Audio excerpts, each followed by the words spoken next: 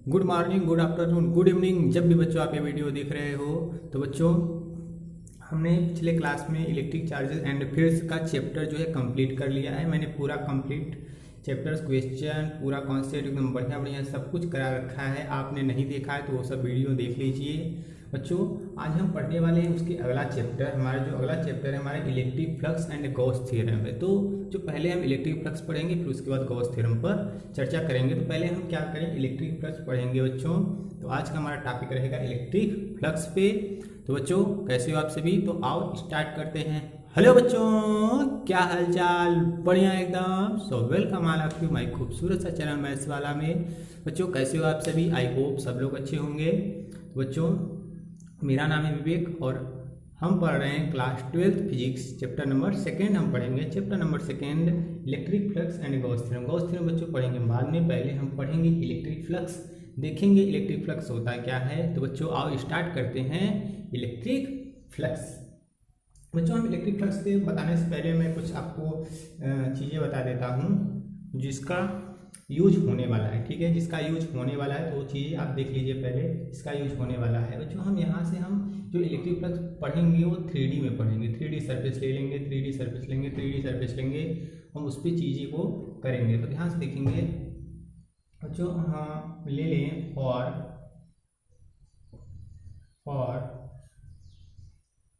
3D surface, for 3D surface, और 3D surface. बच्चों जो 3D सरफेस होता है हमारा, जो 3D सरफेस होता है वो हमारा क्लोज्ड सरफेस होता है। 3D सरफेस हमारा कैसा होता है? क्लोज्ड सरफेस होता है, क्लोज्ड सरफेस। हमारा 3D सरफेस कैसा बच्चा? क्लोज्ड सरफेस होता है। ठीक है, जो हमारा और 3D सरफेस के लिए ले तो 3D जो सरफेस होता है हमारा क्लोज्ड सरफेस होता है कि नहीं? 3D surface, closed surface. 3D surface में हमारा क्या आता है? जैसे हम एक क्यूब बना दें बच्चों, हमारा एक क्यूब है, देखेंगे ध्यान से।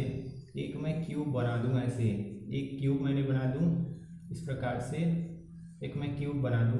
ठीक है, तो ये हमारे एरिया हो गया, इधर एरिया हो गया, ये एरिया हो गया, इधर एरिया हो गया।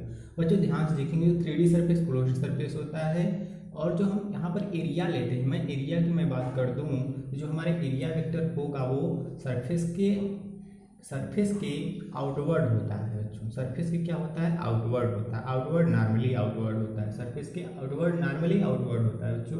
जो हमारा एरिया होगा इधर, वो भी सरफेस के आउटवर्ड नॉर्मली आउटवर्ड होता है। ठीक है, यहाँ देखेंगे नॉर्मली आउटवर्ड एरिया होगा इधर, इधर ले ले तो हम आउटवर्ड नॉर्मली एरिया किधर हो जाएगा? इधर से इधर। ठीक है, तो यहाँ से आउटवर्ड एरिया क्या हो जाएगा बच्चों? सरफेस की नॉर्मली आउटवर्ड होता है। जैसे हम यहाँ से एक सिलेंडर ले लें, एक सिलेंडर की मैं बात कर लूँ, ये 3D सरफेस है, 3D सरफेस जो कि हमारा क्या है? क्लोज्ड सरफेस है। यहाँ से इसकी एरिया, यहाँ से बच्चों हम एरिया की मैं बात कर लूँ, सरफेस की एरिया आउटवर्ड होगा। इधर ले लो तो मैं सरफेस के आउटवर्ड एरिया इधर हो जाएगा, इधर से सरफेस के आउटवर्ड एरिया इधर से इधर। आउटवर्ड नॉर्मली आउटवर्ड होना चाहिए। जो एरिया होगा सरफेस के नॉर्मली आउटवर्ड, टूवर्ड ना हो, आउटवर्ड होना चाहिए, आउटवर्ड। जैसे हम एक क्या कर लें, स्पीयर ले लें। स्पीयर की मैं बात कर लूँ तो एक स्पीयर में ले लूँ, यहाँ से मैं एक स्पीयर ले लूँ। तो बच्चों यहाँ से एक मैंने जब स्पीयर ले लिया, क्या है? क्लोज्ड सरफेस है, क्लोज्ड सरफेस है। इस पर एरिया क्या हो जाना चाहिए? सरफेस के नॉर्मली आउटवर्ड होना चाहिए, नॉर्मली आउटवर्ड होना चाहिए। तो ध्यान से देखेंगे जो हमारे एरिया होगा नॉर्मली आउटवर्ड होगा। ये नॉर्मली किसी भी डायरेक्शन में हो सकता है, नॉर्मली आउटवर्ड है। लो हमारा नॉर्मली आउटवर्ड होना चाहिए यहाँ से ऐसे।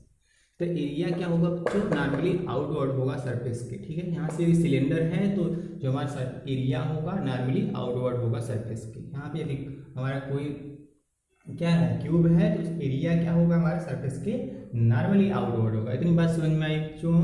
देखेंगे ध्यान से, आगे हम चलें तो आगे हम अब फ्लक्स पढ़ेंगे। यहाँ से इलेक्ट्रिक फ्लक्स। ठीक है, यहाँ समझ में आप 3D सरफेस लेकर के चलेंगे। यहाँ से अब इलेक्ट्रिक फ्लक्स देखते हैं।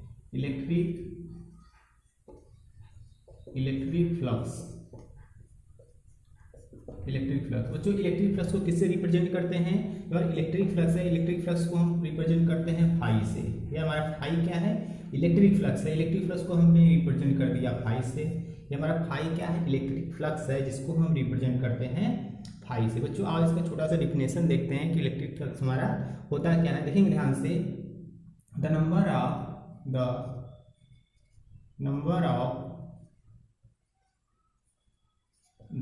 Of electric field lines the number of electric field lines the number of electric field lines passing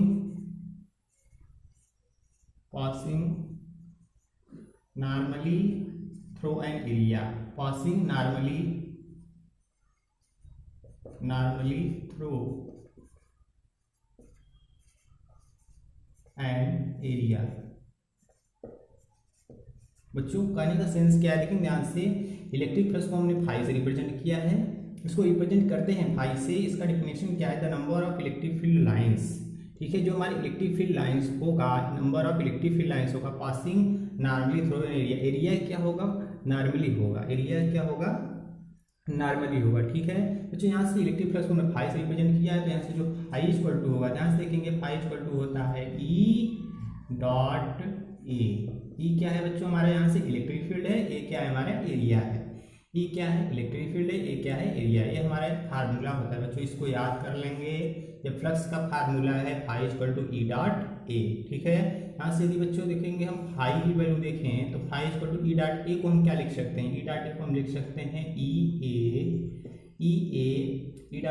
A cos theta, E A cos theta. Phi को हम लिख सकते हैं ई ए कोस थीटा। बच्चों यहाँ से थीटा क्या है, थीटा की मैं बात कर लूँ, थीटा क्या है बच्चों, थीटा क्या है भाई, theta is the angle between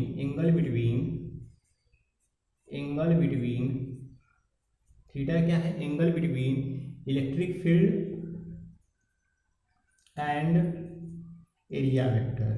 theta क्या है बच्चों, electric field and area vector के बीच का क्या है, एंगल है थीटा, ठीक है। इलेक्ट्रिक फ्लक्स बाद में समझ में आई, the number of electric field lines passing normally through an area. Area क्या होगा, नॉर्मली पास करेगा, ठीक है, इलेक्ट्रिक फील्ड लाइंस। थीटा क्या बच्चों, phi equal to E dot A, phi equal to E A cos theta, इसी को हम लिखेंगे। और थीटा क्या है, angle between E and A, ठीक है। बच्चों आगे देखेंगे, एक मैंने क्वेश्चन लिया है, क्वेश्चन है find the electric flux through the plane circular surface of radius R, ठीक है। तो हमारा सर्कुलर सरफेस है, इसका रेडियस कितना है आर, इसका रेडियस आर दे रखा है, और इलेक्ट्रिक फील्ड लाइंस ऐसे पास कर रहे हैं, इलेक्ट्रिक फील्ड लाइंस ऐसे पास कर रहे हैं, ये इलेक्ट्रिक फील्ड लाइंस है। और जो इलेक्ट्रिक फील्ड लाइंस है वो सरफेस से हॉरिजॉन्टल से 30 एंगल पर है, हॉरिजॉन्टल से 30 एंगल पर ऐसे इलेक्ट्रिक फील्ड लाइंस पास कर रही हैं बच्चों। तो हमें करना क्या है, find the electric flux, find out करना है कि इलेक्ट्रिक फ्लक्स क्या होगा। बच्चों यहाँ से हम देख लेंगे एरिया वेक्टर कितना होगा, किधर होगा, कितने एंगल पर होगा। तो एरिया वेक्टर की मैं बात करूँ तो ध्यान से देखेंगे बच्चों, इसी में मैं बना देता हूँ, नहीं आगे देखते हैं, ध्यान से देखेंगे इसका सोल्यूशन। यदि मैं बात कर लूँ इसके सोल्यूशन की, तो बच्चों ये हमारा सर्कुलर सरफेस है, ये हमारा क्या है, सरफेस है, ये सरफेस है हमारा। जो इलेक्ट्रिक फील्ड लाइंस ऐसे है, ये इलेक्ट्रिक फील्ड लाइंस है। इलेक्ट्रिक फील्ड लाइंस जो है कि वो सरफेस से कितने एंगल पर है, 30 एंगल पर है, सरफेस से 30 एंगल पर है बच्चों। सरफेस से कितने एंगल पर है, 30 एंगल पर है, ये हमारा इलेक्ट्रिक फील्ड लाइंस है। सरफेस से बच्चों एरिया क्या होगा, सरफेस के आउटवर्ड नॉर्मली होता है, एरिया क्या, तो सरफेस के आउटवर्ड नॉर्मली, तो ये भी एरिया इधर होगा। इस साइड यदि मैं एरिया ले लूँ, यहाँ से देखेंगे इस साइड एरिया में ले लूँ, सरफेस से क्या होगा, आउटवर्ड नॉर्मली होता है, सरफेस के आउटवर्ड नॉर्मली होता है बच्चों। थीटा कितना होगा, एंगल कितना होगा बच्चों, मैंने पीछे बताया था आपको कि जो एंगल होता है angle between electric field and area vector, electric field and area vector. बच्चों एरिया तो इधर है, इलेक्ट्रिक फील्ड ये है, तो बच्चों एंगल, एक्चुअल एंगल तो हमें ये लेना है। 30 एंगल आपको जो है कि दिया है, इस एंगल को आप नहीं लेंगे क्योंकि एरिया वेक्टर और इलेक्ट्रिक फील्ड के बीच के एंगल नहीं है, ठीक है। एरिया वेक्टर और इलेक्ट्रिक फील्ड के बीच का एंगल वो थीटा मैंने आपको पीछे बता रखा है। तो यहाँ से जो एंगल एक्चुअल होगा ये होगा। तो बच्चों ये एंगल कितना होगा, ये पूरा एंगल 90 डिग्री है, पूरा एंगल 90 डिग्री है, तो 90 है तो बच्चों ये कितना हो जाएगा एंगल 60 डिग्री। तो एक्चुअल एंगल जो आप लेंगे बच्चों वो 60 डिग्री लेंगे, ठीक है। जो एक्चुअल एंगल लेंगे आप 60 डिग्री लेंगे। तो बच्चों यहाँ से फाई इक्वल टू क्या हो जाएगा, E A cos theta R equal to क्या हो जाएगा ई ए कॉस थीटा बच्चों। यहाँ से ई इंटू ए इंटू कॉस 60 डिग्री बोलेंगे भाई कॉस 60 डिग्री। और कॉस 60 डिग्री का वैल्यू कितना होता है 1/2 1/2 होता है। तो बच्चों यहाँ से ई एरिया कितना हो जाएगा बच्चों, ये क्या है हमारा, ये क्या है हमारा सर्कुलर सरफेस है। सर्कुलर सरफेस तो इसका एरिया पाई आर स्क्वायर हो जाएगा, E into pi R square into 1/2 बोलेंगे कितना हो जाएगा बच्चों।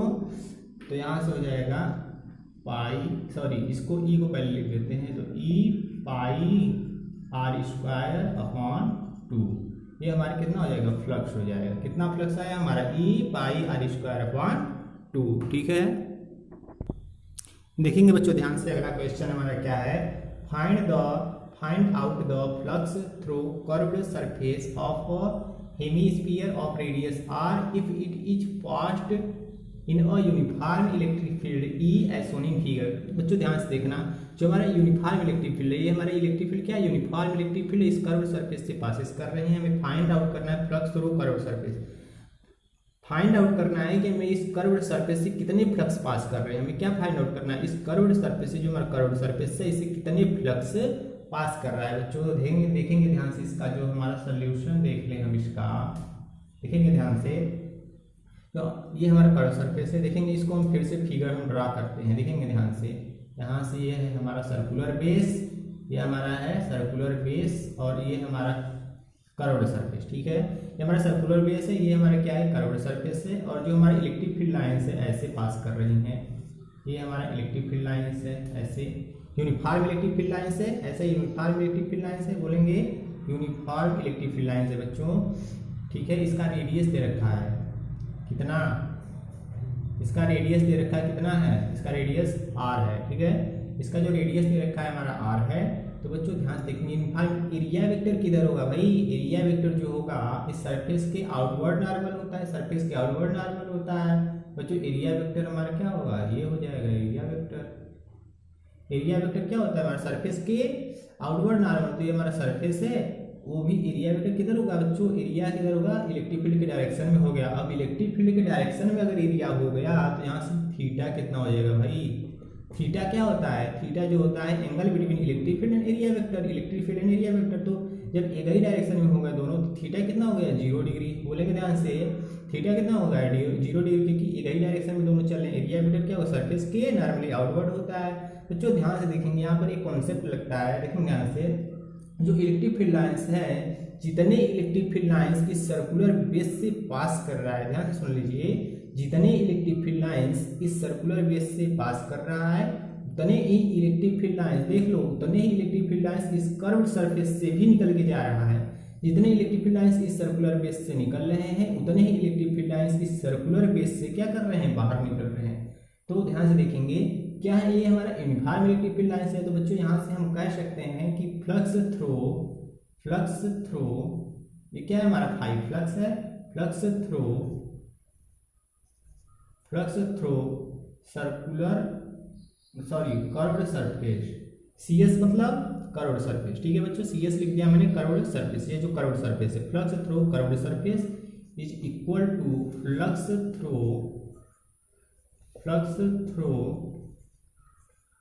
Through circular base. ये हमारा जो सर्कुलर बेस है, क्योंकि जितनी electric field lines circular base से पास कर रही हैं, उतने इस कर्व सरफेस से बाहर निकल रही है। तो flux through circular base,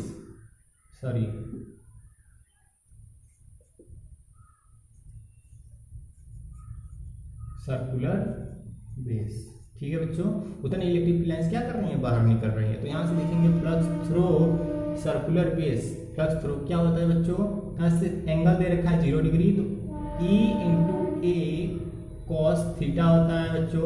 theta की जगह एंगल कितना है 0 डिग्री, तो कॉस 0 का वैल्यू कितना होता है 1 होता है। तो बच्चों यहाँ से हो जाएगा E इंटू ए, ठीक है। और एरिया क्या होता है बच्चों, इस सरफेस का एरिया हमें बताना है, इस सरफेस का एरिया बताना है, सर्कुलर सरफेस है, तो एरिया कितना हो जाएगा पाई आर स्क्वायर। यहाँ से E इंटू बच्चों पाई आर स्क्वायर, ये हमारा क्या हो जाएगा फ्लक्स हो जाएगा, फ्लक्स थ्रू कर्व सरफेस। तो यही बच्चों पूछा है फ्लक्स थ्रू कर्व सरफेस कितना होगा, तो हमने फ्लक्स निकाल लिया। जितना इस सर्कुलर सरफेस से जितने इलेक्ट्रिक फील्ड लाइंस पास कर रहे हैं उतने इस कर्व सरफेस से बाहर निकलेंगे, तो कर्व सरफेस तो flux through curve surface equal to flux through circular base, तो हमारा फ्लक्स निकल के आएगा E × पाई r स्क्वायर। ठीक है बच्चों, अगला क्वेश्चन देखेंगे क्या है, find the flux linked with curved surface. इससे फ्लक्स कितने पास कर रहे हैं बच्चों हमें बताना है। ध्यान से देखेंगे इसका सोल्यूशन हम देखते हैं।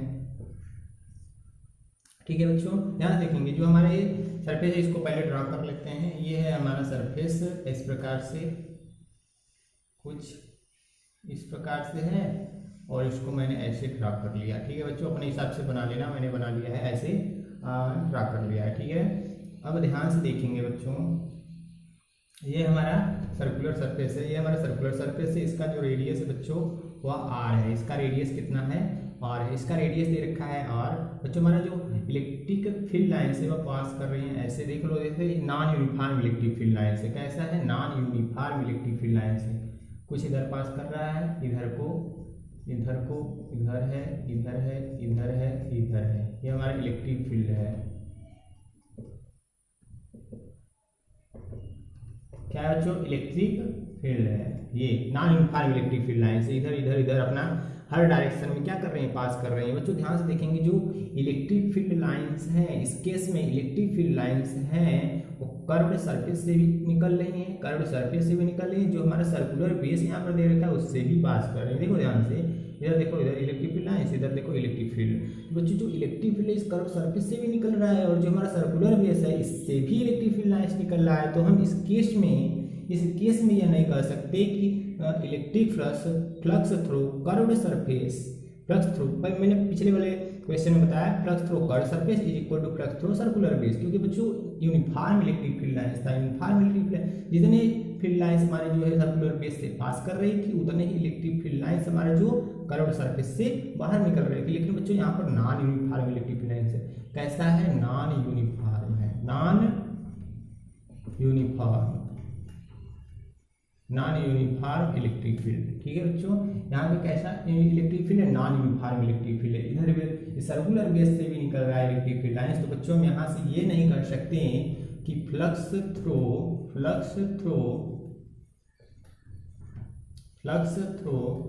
Curved surface is not equal to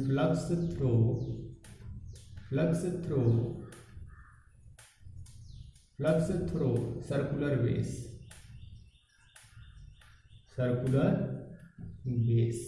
ठीक है बच्चों, यहां से हम ये नहीं कह सकते कि flux through curve surface is not equal to flux through circular base. ठीक है, यहाँ से बच्चों ध्यान से देखेंगे कि इलेक्ट्रिक फील्ड लाइंस कैसे पास कर रहे हैं, ये ऐसे।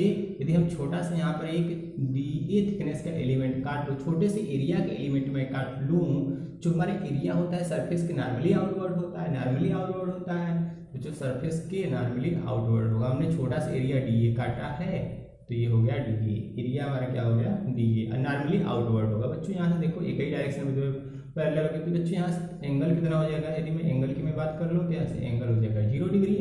ठीक है, 0 डिग्री होगा वही, ठीक है ना। यहाँ से अब यहाँ की मैं बात कर लूँ, ऐसे यहाँ की यदि मैं बात कर लूँ तो यहाँ से एरिया क्या होगा, सरफेस के आउटवर्ड नॉर्मली होता है, तो ये हो जाएगा छोटा सा एरिया DA में छोटा सा थिकनेस का एलिमेंट मैंने काटा, छोटा सा एरिया, और यहाँ से जो एंगल होगा थीटा फिर से 0 डिग्री होगा। यदि मैं यहाँ काट लूँ, ऐसे ही छोटे से थिकनेस का एरिया में काट लिया, तो छोटे से थिकनेस का जो एरिया काटा है हमारा DA क्या होगा, सरफेस के आउटवर्ड नॉर्मल होगा, और जो एंगल होगा यहाँ से थीटा फिर से 0 होगा। बोलेंगे ऐसे ही सभी जगह काटता जाऊँ मैं, एरिया DA छोटा सा एरिया छोटे से थिकनेस के एलिमेंट में काटूँ, इसका एरिया क्या होगा, आउटवर्ड नॉर्मली होगा, वो भी सरफेस के, और थीटा क्या होगा 0 होता जाएगा। थीटा क्या हो जाएगा बच्चों 0 होता जाएगा। तो यहाँ से बच्चों मैं छोटा सा फ्लक्स निकाल लूँ d फाई, मैं यहाँ से छोटा सा फ्लक्स d फाई निकालूँ तो क्या होगा बच्चों, EDA थीटा कितना है बच्चों 0 डिग्री। ध्यान से देखेंगे EDA cos थीटा, थीटा कितना है 0 डिग्री, cos 0 का वैल्यू 1, तो यहाँ से हो जाएगा EDA। ठीक है, यहाँ से d फाई छोटा सा मैंने फ्लक्स निकाल लिया। ठीक है बच्चों, यहाँ से नॉन यूनिफॉर्म इलेक्ट्रिक फील्ड है। ठीक है, लेकिन ध्यान से हमारा मैंने छोटा सा फ्लक्स निकाला, इससे मैंने छोटा सा फ्लक्स निकाला D is equal to cos 0 degree. यहाँ पे cos 0 का वैल्यू 1 होता है, तो यहाँ से E इंटू डी में बच्चों हम टोटल फ्लक्स निकालने वाले हैं, हम टोटल फ्लक्स निकालेंगे। ठीक है ना, क्या कह रहा है, find the flux linked with curve surface. इस कर्व सरफेस से मैं टोटल फ्लक्स निकालने वाला हूँ। तो ध्यान से देखेंगे हम फाई इक्वल टू क्या कर देंगे बच्चों, हमने छोटा सा फ्लक्स निकाला टोटल के लिए, हम क्या करते हैं इंटीग्रेट करते हैं, इंटीग्रेट इंटू डी फाई। मैंने डी फाई क्या करूंगा इंटीग्रेशन, तो बच्चों ये क्या हो जाएगा डी फाई क्या है हमारा ई डी, बोलो भाई डी फाई कितना है ई डी ए। तो यहाँ से बच्चों ध्यान से देखेंगे जो ई है हमारा कांस्टेंट है, कांस्टेंट को मैं कर लूँ बाहर और यहाँ से हो जाएगा डी ए। बच्चों डी ए का इंटीग्रेशन क्या होता है भाई, डी ए का जो इंटीग्रेशन होता है वो ए होता है, छोटा सा D A D A D A D A मिला, डी ए का इंटीग्रेशन क्या कर देंगे ए हो जाएगा, तो ई इंटू ए हो जाएगा। समझ में आई बात, यहाँ से बोलेंगे भाई ई इंटू ए।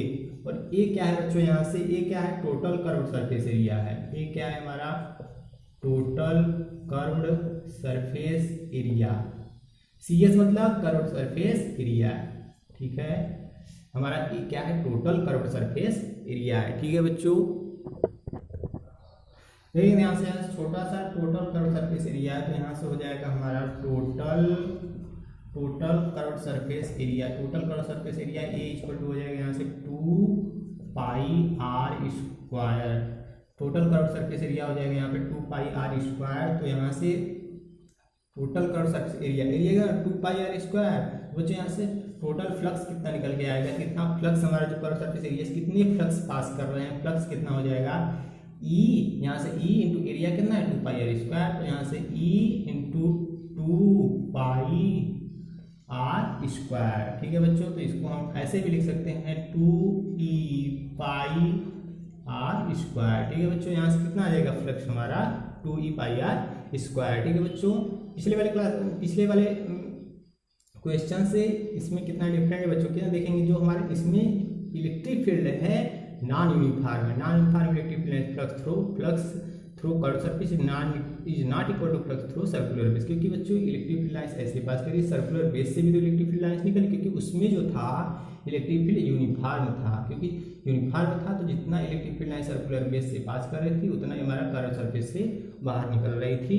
तो बच्चों आज के लिए इतना ही, वीडियो अच्छा लगा हो तो लाइक और सब्सक्राइब कर दीजिएगा, पढ़ाई करते रहें, ऑल द वेरी बेस्ट।